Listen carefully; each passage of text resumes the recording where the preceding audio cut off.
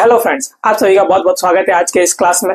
तो फ्रेंड्स, जैसे कि हम पिछले के लेक्चर्स में रीजनिंग के क्वेश्चंस को सॉल्व कर रहे थे, आज उसी तरह हम फिर से रीजनिंग के क्वेश्चंस को सॉल्व करेंगे और देखेंगे अलग अलग टाइप के क्वेश्चंस। ठीक है फ्रेंड्स, तो ये वो सारे क्वेश्चन है जो है एसएससी जीडी के एग्जाम में पूछे गए हैं और इसी के आधार पे क्वेश्चंस पूछे जाते हैं। तो फ्रेंड्स, इस लेक्चर में लास्ट तक बने रहना क्योंकि बहुत ही इंपॉर्टेंट लेक्चर होने वाला है। ठीक है फ्रेंड्स, क्योंकि हम सारे चैप्टर से मिक्स क्वेश्चन को सॉल्व करवाते हैं। जैसे कि पहला क्वेश्चन सिलॉग से पूछा गया है, तो फ्रेंड्स आइए सॉल्व करते हैं पहला क्वेश्चन। तो फ्रेंड्स, जैसे कि मैंने हर बार स्लॉग्स में कहता हूं कि आपको स्लॉग के स्टेटमेंट को पढ़ के अगर डायग्राम सही बन गया तो आपको कंक्लूजन सही है या गलत बताने में बिल्कुल समय नहीं लगेगा। ठीक है फ्रेंड्स, तो पहला क्या बोला गया, ऑल गर्ल्स आर स्मार्ट। ठीक है, जो गर्ल्स है ना वो सारे गर्ल्स स्मार्ट है। ठीक है, फिर क्या बोला गया, ऑल स्मार्ट आर इंटेलिजेंट। जो सारे स्मार्ट है ना वो इंटेलिजेंट है। ठीक है, तो ये बन गया इसका डायग्राम। अब इस डायग्राम के बिहाफ पे आपको बताना है कि दोनों कंक्लूजन सही है या गलत है। ठीक है फ्रेंड्स, तो पहला क्या बोला गया, ऑल गर्ल्स आर इंटेलिजेंट। ठीक है, तो ये जब सारे गर्ल्स स्मार्ट हो सकते हैं और सारे स्मार्ट इंटेलिजेंट है तो ऑल गर्ल्स इंटेलिजेंट होंगे, तो कंक्लूजन 1 सही है।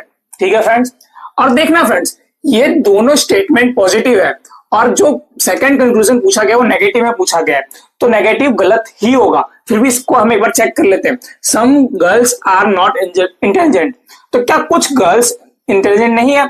जब सारे के सारे गर्ल्स इंटेलिजेंट है तो कुछ गर्ल्स इंटेलिजेंट नहीं होंगे? तो नहीं, ये कंक्लूजन गलत है। ठीक है फ्रेंड्स, तो यहां पे आंसर क्या आएगा, ओनली 1 कंक्लूजन फॉलो।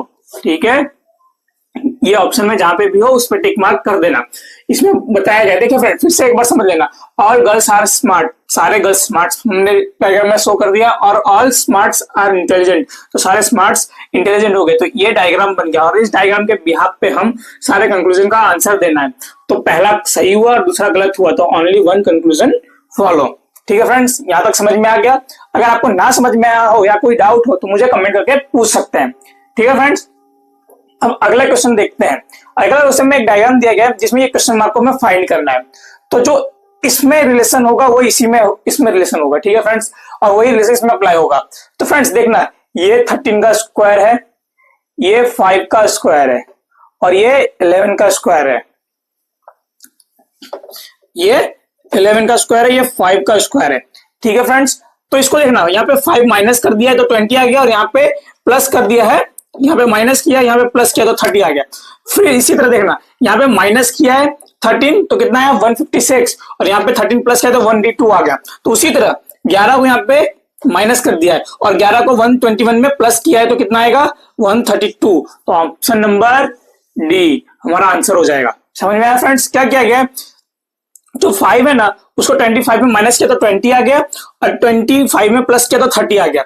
उसी तरह ये 169 जो है 13 का स्क्वायर है, तो 13 को 169 में माइनस किया तो 156 आ गया, और 13 को 169 में प्लस किया तो 182 आ गया। उसी तरह ये जो 121 है वो 11 का 121, 11 का स्क्वायर 121 होता है, तो 11 को इसमें माइनस किया तो 110 आ गया, और प्लस किया तो 132 आ गया। तो हमारा आंसर आ गया ऑप्शन नंबर डी।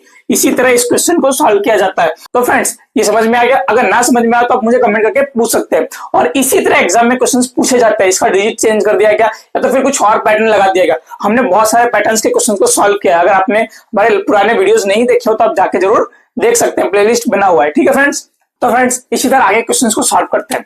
तो फ्रेंड्स इसमें देखना, 25 को 18 लिखा जाता है, 37 को क्या लिखा जाएगा? ठीक है फ्रेंड्स, तो अब ये समझेंगे 25 को 18 कैसे लिखा जाता है। देखना, 25 माइनस 2 प्लस 5 इक्वल टू कितना आएगा, 2 प्लस 5 इक्वल टू 7, 7 को 25 में माइनस करेंगे तो 18 आएगा। इसमें क्या किया गया है इसको समझना। 25 में से 2 और 5 को प्लस करके माइनस कर दिया गया है, तो कितना आ गया 18 आ गया। तो यही ट्रिक 37 पे अप्लाई होगा। तो 37 माइनस 3 प्लस 7 इक्वल टू कितना आएगा 27। ठीक है, तो ऑप्शन में देखा 27 कहीं है, तो ऑप्शन नंबर सी 27 हमारा आंसर हो जाएगा। तो 37 को क्या लिखा जाएगा 27।